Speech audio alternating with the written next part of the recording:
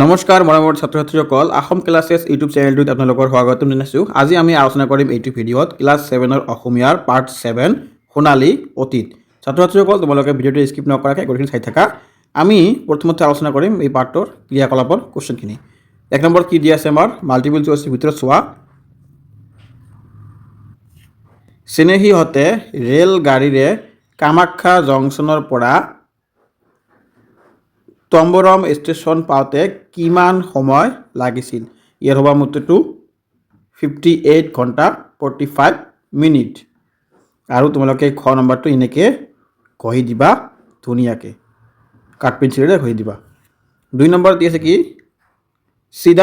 চিদাম্বৰম মন্দিৰৰ নটৰাজৰ মূৰ্তিটোত কি ধাতু অধিক পৰিমাণে মিহলি হৈ আছিল? এইটো হ'ব আমাৰ তাম ধাতু। খ নম্বৰটো তোমালোকে এনেকৈ পূৰ কৰি দিবা। তাৰপিছত হ'ব আমাৰ খ নম্বৰ 9:30 বজাত। এইটো আমাৰ খ নম্বৰ, এইটো এনেকৈ তোমালোকে পূৰ কৰি দিবা। এতিয়া আহা আমাৰ কুৱেশ্যন নম্বৰ 2ত তলত দিয়া প্ৰশ্নকেইটাৰ উত্তৰ দিয়া। ক নম্বৰত কি দিয়ে চোৱা তোমালোকে। কাবেৰীৰ পাৰে পাৰে কিতাপখনৰ লেখকৰ নাম কি? উত্তৰটো হ'ব কাবেৰীৰ পাৰে পাৰে কিতাপখনৰ লেখকৰ নাম হ'ল হেমন্ত কুমাৰ শৰ্মা। খ নম্বৰ কি দি আছে গোপুৰম শব্দটোৰে কি সূচাইছে? উত্তৰটো হ'ব মন্দিৰৰ ওখ প্ৰৱেশ দুৱাৰক গোপুৰম বুলি কোৱা হয়। গ নম্বৰ হ'ব ব্ৰঞ্জ কি? ব্ৰঞ্জ কেনেকৈ তৈয়াৰ কৰে? ইয়াৰ উত্তৰটো চোৱা আমাৰ কি হ'ব উত্তৰটো ব্ৰঞ্জ এবিধ মিশ্ৰিত ধাতু। ইয়াক প্ৰায় 85% মানে 85% মানে % তাম আৰু 15% ৰাং মিহলি কৰি তৈয়াৰ কৰা হয়। ঘ নম্বৰত কি দিছে চোৱা তোমালোকে নটৰাজ মূৰ্তিটো কি প্ৰযুক্তিৰে নিৰ্মিত কৰা হৈছিল? উত্তৰটো হ'ব নটৰাজ মূৰ্তিটো মম বিগলনৰ পদ্ধতি লষ্ট ৱেক্স মেথড নামৰ এটা প্ৰাচীন ভাৰতীয় প্ৰযুক্তিৰে নিৰ্মিত কৰা হৈছিল। 2 নম্বৰ কি দি আছে বৈজ্ঞানিকসকলে নটৰাজ মূৰ্তিটোৰ বৈশিষ্ট্য কি বুলি ঠাৱৰ কৰিছিল? ইয়াৰ উত্তৰটো হ'ব বৈজ্ঞানিকসকলে ঠাৱৰ কৰিছে যে নটৰাজ মূৰ্তিটোৰ ভৰিৰ বুঢ়া আঙুলিটোৱে যি ঠাইত ভূমি স্পৰ্শ কৰি আছে সেইখিনিয়ে হ'ল পৃথিৱীৰ চুম্বকীয় বিষুৱ ৰেখাৰ কেন্দ্ৰবিন্দু। 6 নম্বৰ কি দি আছে গাইডজনে চেনেহীহঁতক কি কি প্ৰযুক্তি বিষয়ে কৈছিল? ইয়াৰ উত্তৰটো চোৱা কি দিছে গাইডজনে চেনেহীহঁতক প্ৰাচীন ভাৰতীয় জ্ঞান আৰু প্ৰযুক্তি নিদৰ্শন স্বৰূপ মম বিগলন পদ্ধতি আৰু ধাতু নিষ্কাশন পদ্ধতিৰ বিষয়ে কৈছিল। 3 নম্বৰত চোৱা কি দিছে চিদাম্বৰম মন্দিৰটোত প্ৰাচীন ভাৰতীয় জ্ঞান প্ৰণালীৰ কি কি দিশ ফুটি উঠিছে তাৰ বিষয়ে এটি চমুটকা লিখা। উত্তৰটো হ'ব তামিলনাডুৰ চিদাম্বৰম মন্দিৰ বা তিল্লাই নটৰাজ মন্দিৰ প্ৰাচীন ভাৰতীয় স্থাপত্যৰ বিজ্ঞান আৰু আধ্যাত্মিকৰ এক অপূৰ্ব সংমিশ্ৰণ। এই মন্দিৰৰ মূল বৈশিষ্ট্য হ'ল আমাৰ প্ৰথমটো কি হ'ব স্থাপত্য শৈলী। দ্ৰাবিড় শৈলীত নিৰ্মিত এই মন্দিৰৰ বিশাল গোপুৰম বা প্ৰৱেশ দুৱাৰসমূহ প্ৰাচীন ভাৰতীয় কাৰুকাৰ্যৰ উৎকৃষ্ট নিদৰ্শন। 2 নম্বৰটো হ'ব ধাতু বিজ্ঞান। মন্দিৰত থকা ব্ৰঞ্জৰ নটৰাজ মূৰ্তিটো মম বিগলন পদ্ধতিৰে নিৰ্মিত। ইয়াৰ পৰা লিখিলে তোমালোকৰ হৈ যাব আৰু বাকীখিনি লিখিব নালাগে। তাৰপিছত আহা ভৌগোলিক জ্ঞান। বৈজ্ঞানিকসকলৰ মতে নটৰাজ মূৰ্তিটোৰ অৱস্থানে পৃথিৱীৰ চুম্বকীয় বিষুৱ ৰেখাৰ কেন্দ্ৰবিন্দুক সূচায়। ইয়াৰ পৰা লিখিবা তোমালোকে তাতে হৈ যাব। এতিয়া আহা আমাৰ কুৱেশ্যন নম্বৰ 4 অভিধান চাই বাওঁফালৰ শব্দৰ লগত সোঁফালৰ অৰ্থবোৰ আঁচটানি মিলোৱা। ইয়াত ধুনীয়াকৈ আঁচটানা আছে তোমালোকে ইয়াৰ পৰা চাই ল'বা। মই আৰু কৈ নাযাওঁ, এইবিলাক ক'লে ভিডিঅ'টো বহুত ডাঙৰ হৈ যাব। এনে তোমালোকে পঢ়িব জানা, ৰিডিং কৰিব জানা, আঁচটানা আৰু ভালকৈ পঢ়া। তাৰপিছত আহা তোমালোকে 5 নম্বৰ কুৱেশ্যন এইবিলাক গ্ৰামাৰ ছেকশ্যন। তোমালোকৰ ইমান এটা ইম্পৰ্টেণ্ট নহয় গ্ৰামাৰ। মই ইয়াত বুজি দিলেও তোমালোকে ভালকৈ বুজি নাপাবা। গ্ৰামাৰটো একচুৱেলি মই ভালকৈ ক্লাছ লৈ আহিম। মোৰ এইটো ভিডিঅ'তে পাবা তোমালোকে এই চেনেলটোতে পাবা। গতিকে তোমালোকে চেনেলটো ছাবস্ক্ৰাইব কৰি ৰাখি দিয়া, গ্ৰামাৰখিনি পাবা আৰু লগতে তোমালোকৰ যিবিলাক বাকী চেপ্টাৰ আছে আৰু বাকী ছাবজেক্টৰ চেপ্টাৰবিলাক আছে সেইবিলাকৰ তোমালোকৰ কুৱেশ্যন ঠিক এনেদৰে অতি সহজ আৰু অতি চমুকৈ মই লৈ আহিছোঁ, তোমালোকে ইয়াতে পাই থাকিবা। চ' তোমালোকে চেনেলটো ছাবস্ক্ৰাইব কৰি ৰাখা আৰু পাৰিলে কমেণ্টো কৰিবা তোমালোকক কোনটো চেপ্টাৰৰ বা কোনটো কিতাপৰ ভিডিঅ' আৰ্জেণ্টলি লাগে, বা তোমালোকৰ হাফ ইয়াৰলিৰ কিবা কমন লাগে, বা তোমালোকৰ ফাৰ্ষ্ট ইউনিটৰ কিবা কমন লাগে বা ছেকেণ্ড ইউনিটৰ কমন লাগে, সেইবিলাক গোটেইখিনি কুৱেশ্যন এনচাৰ মই তোমালোকৰ কাৰণে অতি সহজকৈ বনাই আনিম আৰু যাতে তোমালোকৰ 80% কমন পৰে সেনেকুৱা টাইপৰ কুৱেশ্যন মই লৈ আহিম। চ' গতিকে তোমালোকে জাষ্ট চেনেলটো ছাবস্ক্ৰাইব কৰি ৰাখা আৰু কমেণ্টত জনাবা। তোমালোকে এতিয়া আহা, মই কৈছোঁ কুৱেশ্যনখিনি কোনখিনি তোমালোকৰ এতিয়া আহা।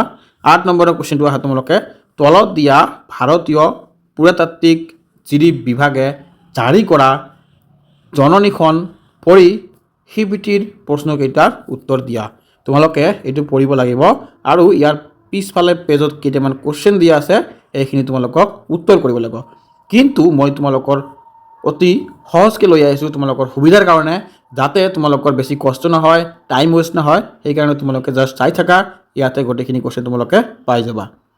8 নম্বৰৰ কটো কি দিয়া আছে, পুৰাতাত্ত্বিক সম্প্ৰদায়সমূহৰ সংৰক্ষণৰ ক্ষেত্ৰত এই জননীখনে কেনেদৰে সহায় কৰিব। উত্তৰটো হ'ব, এই জননীখনে মানুহক পুৰাতাত্ত্বিক সম্পদৰ গুৰুত্ব বুজাত সহায় কৰিব। ইয়াৰ জৰিয়তে মানুহে জানিব পাৰিব যে এই সম্পদসমূহৰ ক্ষতিসাধন কৰিলে আইনমতে জৰিমনা আৰু জেল হ'ব পাৰে, যাৰ ফলত মানুহে এইবোৰ ধ্বংস কৰিবলৈ ভয় কৰিব। খ নম্বৰ প্ৰশ্নটো কি হ'ব আমাৰ চোৱা, পুৰাতাত্ত্বিক সম্প্ৰদায়সমূহ আমি অতি সংৰক্ষণ কৰিব লাগে। আমি কিয় সংৰক্ষণ কৰিব লাগে? উত্তৰটো কি হ'ব আমাৰ, পুৰাতাত্ত্বিক সম্পদসমূহ আমাৰ দেশৰ ঐতিহ্য আৰু গৌৰৱ। ইয়াৰ পৰা আমি আমাৰ পূৰ্বপুৰুষৰ জ্ঞান, বিজ্ঞান, স্থাপত্য আদি সংস্কৃতিৰ বিষয়ে জানিব পাৰোঁ। সেয়েহে ইতিহাসক জীয়াই ৰাখিবলৈ এইবোৰ সংৰক্ষণ কৰিব লাগে। ঠিক তেনেকুৱা আমাৰ দাদা বা দাদীৰ কিবা এটা বস্তু থাকিলে আমি যেনেকৈ সামৰি ৰাখোঁ, ঠিক তেনেকৈ এখন দেশ এখনৰ যিবিলাক আমাৰ পুৰণি মানুহ আছিল, 100-200 বছৰ আগৰ মানুহ, 300 বছৰ আগৰ মানুহ, তেওঁলোকে কৰি থোৱা কামবিলাক এইবিলাক আমাক ভালকৈ যতনেৰে ৰাখিব লাগে। তাৰপিছত তোমালোকে গ নম্বৰ ঠিক হৈছে, যিকোনো পুৰাতাত্ত্বিক সম্পদ ৰক্ষণাবেক্ষণ দিবলৈ তুমি কি কি পৰামৰ্শ দিবা? উত্তৰটো হ'ব, ৰক্ষণাবেক্ষণৰ বাবে মোৰ পৰামৰ্শসমূহ হ'ল, ইয়াত চোৱা তোমালোকে কি কি পৰামৰ্শ দিয়া হৈছে ৰক্ষণাবেক্ষণৰ বাবে। আমাৰ প্ৰথম নম্বৰত দিয়া আছে সম্পদসমূহৰ চাৰিওফালে দেৱাল বা বেৰ দিয়া ব্যৱস্থা কৰা। যিকোনো এটা সম্পদ, ঘৰ বা যেনেকুৱা তাজমহল বনাই থৈ গৈছে, সেইবিলাকৰ চাৰিওফালে আমাক যিকোনো মন্দিৰ বনাই থৈ গৈছে, যেনেকুৱা কামাখ্যা টেম্পল, তাৰপিছত চোৱা তোমালোকে যেনেকুৱা ৰংঘৰ, কাৰেংঘৰ, ঠিক এনেকুৱা বহুতো বস্তু আমাৰ পূৰ্বপুৰুষবিলাকে বনাই থৈ গৈছে। সেইবিলাক আমাক সংৰক্ষণৰ কাৰণে সেইবিলাক চাৰিওফালে ৱালেৰে ঘিৰিব লাগিব, কিবা বেৰেৰে আৱৰণ কৰি থাকিব লাগিব, যাতে কিবা পশু পক্ষী বা কিবা দুষ্কৃতি যাতে নষ্ট কৰিব নোৱাৰে, সেইকাৰণে আমাৰ চাৰিওফালে দেৱাল বা বেৰৰ দিয়াৰ ব্যৱস্থা কৰিব লাগিব। 2 নম্বৰত কি দি আছে, পৰিষ্কাৰ পৰিচ্ছন্নতা বজাই ৰখা আৰু দেৱালত কিবা লিখা বা ছবি অঁকা কাৰ্যত বাধা দিয়া।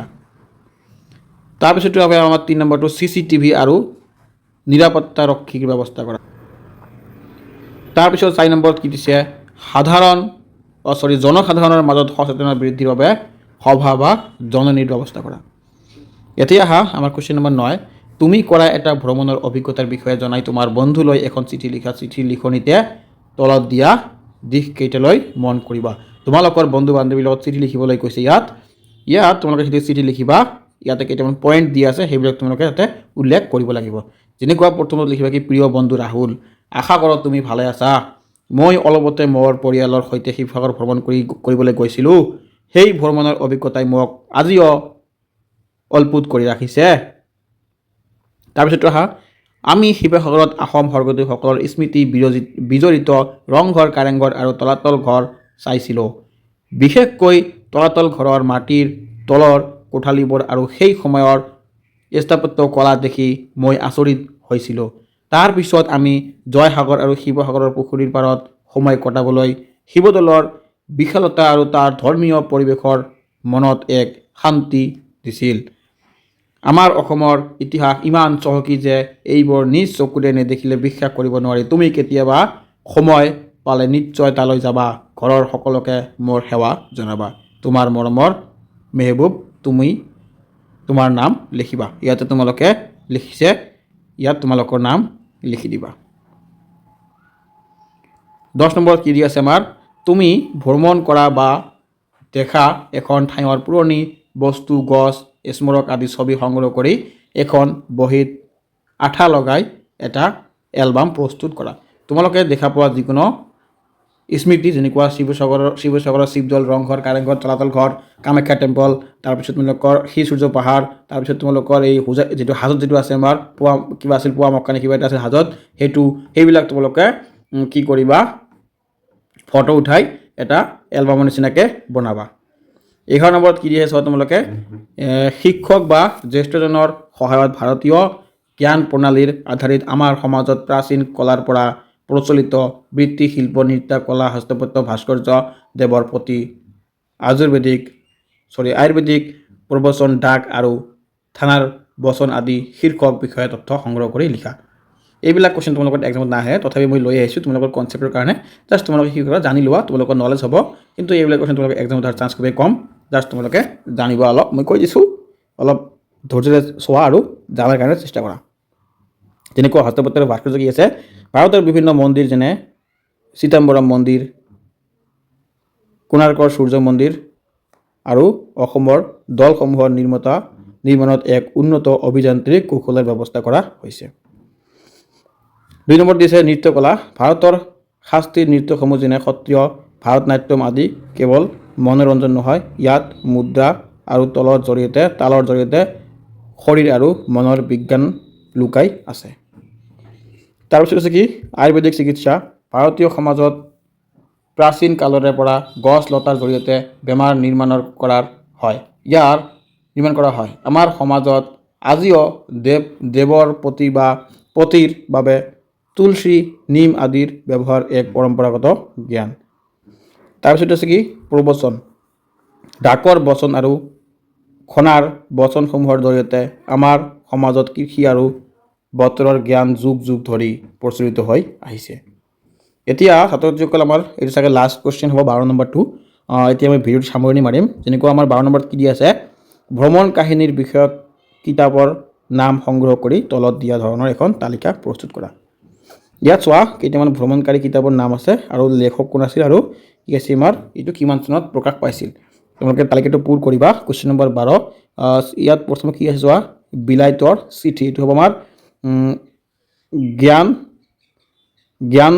দাভিৰাম বৰুৱা এইটো জ্ঞান হ'ব তাৰপিছত দয়াকেটা ভইচকেৰ ভি বেকেৰা আৰু ম তাৰপিছত বৰুৱা এইটো হ'ব বিলাইতৰ চিঠি মানে বাহিৰৰ যে চিঠিখন সেইটো 1948 চনত প্ৰকাশ পাইছিল তাৰপিছত কি আছে আমাৰ কাবেৰীৰ পাৰে কোনে লিখিছিল হেমন্ত কুমাৰ শৰ্মা এইটো আমাৰ 2000 চনত প্ৰকাশ পাইছিল সাগৰ দেখিছা এইটো কোনে লিখিছিল দেৱকান্ত বৰুৱা এইটো আমাৰ 1945 চনত প্ৰকাশ পাইছিল তাৰপিছত আছে মেকং নদীৰ পাৰে কোনে লিখিছিল তৰুণ গগৈ এইটো আমাৰ 2002 চনত প্ৰকাশ পাইছিল তাৰপিছত হ'ব আমাৰ ভলগাৰ পৰা গংগা এইটো হ'ব ভলগা ভ ল দিবা তাৰপিছত গ দিবা আকাৰ দিবা ভলগাৰ পৰা গংগা এইটো হ'ব ৰাহুল 1943 চনত হৈছিল ছাত্ৰ ছাত্ৰীসকল মোৰ ভিডিঅ'টো মই ইয়াতে সামৰণি মাৰিলোঁ তোমালোকে যিসকলে গোটেইখিনি ভিডিঅ' চাই আছিলা বা চাই আছে এতিয়াও চেনেলটো ছাবস্ক্ৰাইব কৰি ৰাখিবা আৰু ভাল লাগিলে কমেণ্টো কৰিবা আৰু কিবা যদি তোমালোকৰ প্ৰব্লেম হয় কমেণ্টত জনাবা মই তোমালোকৰ কাৰণে যিমান পাৰোঁ চেষ্টা কৰিম লৈ অহাৰ কাৰণে চ' ছাত্ৰ ছাত্ৰীসকল তোমালোকে ভালকৈ পঢ়া আৰু ভাল ৰিজাল্ট কৰা অহাকালি মেট্ৰিক ৰিজাল্ট হৈ গ'ল এইবাৰ বেছি ভাল হোৱা নাই গতিকে তোমালোকে এতিয়াৰ পৰাই প্ৰিপাৰেশ্যন লোৱা ভাল ৰিজাল্ট হোৱাৰ কাৰণে তেনেহ'লে তোমালোকে মেট্ৰিকত ভাল এটা ৰিজাল্ট লৈ পাছ কৰিব পাৰিবা আৰু মাক দেউতাকৰ নাম তোমালোকে গাঁৱত বা তোমালোকৰ চহৰত মানে উজ্জ্বল কৰি তুলিব পাৰিবা চ' ছাত্ৰ ছাত্ৰীসকল ধন্যবাদ ভিডিঅ'টো চোৱাৰ কাৰণে আজিৰ ভিডিঅ'টো মই ইয়াতে সামৰণি মাৰিলোঁ